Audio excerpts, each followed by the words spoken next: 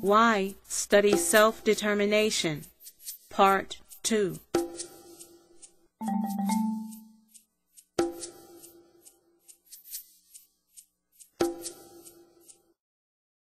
Hello, this is Pamela Hamilton giving you 5 minutes of Black history.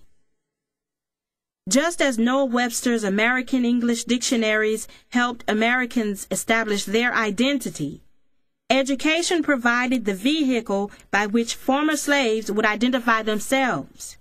For centuries, slaves had been forbidden to learn to read. Following the Civil War, with the aid of philanthropists, religious organizations, and the federally funded Freedmen's Bureau, historically Black colleges sprang up, many of which still thrive today. In the 1890s, as more and more African Americans gained an education, 2 men, Booker T. Washington, who is responsible for establishing many historically Black colleges and universities, and W.E.B. Du Bois, who was a co-founder of the NAACP and the first African American to receive his Ph.D. from Harvard University, found themselves on opposing sides of a growing educational debate.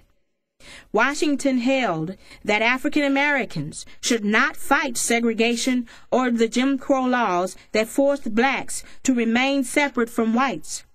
Nor did he advocate fighting the increasing violence toward blacks that enforced segregation, but rather Washington urged blacks to concentrate on gaining vocational skills that would allow them to earn a living and build economic wealth. Du Bois, on the other hand, believed that the talented 10th, who were the best and brightest African Americans, should develop their knowledge and use it to call for integration and to legally defeat the violence, racism, and discrimination that barred African Americans from their full citizenship rights. So, who was right, Booker T. Washington or W.E.B. Du Bois? Should African Americans have kept quiet and made the best life they could for themselves, or should African Americans have used their education to fight racial hatred, violence, and discrimination? It is obvious that in certain ways both men were right. We needed to learn to make a living, and we needed education. But here is a shocker for you.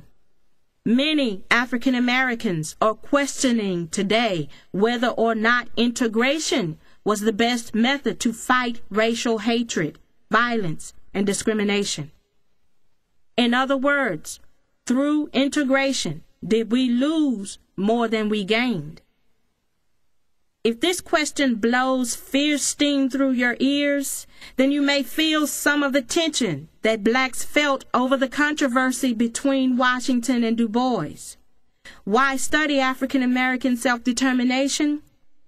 Washington and Du Bois may have been at odds with one another, but they both left generations behind them systems or tools with which to fight. Where would African Americans be without the schools that Washington left behind? Could we have won the civil rights laws without the NAACP? The debate between those men bore tremendous fruit, regardless of who was right. Don't we have the same responsibility to leave behind similar tools for those who come behind us? What systems are we establishing to stop our children from murdering each other the way racist groups and individual citizens murdered our ancestors? What systems are we establishing to ensure that our children remember the who, what, when, where, why, and how of those who came before them? This is Pamela Hamilton, hoping to inspire you to value your history.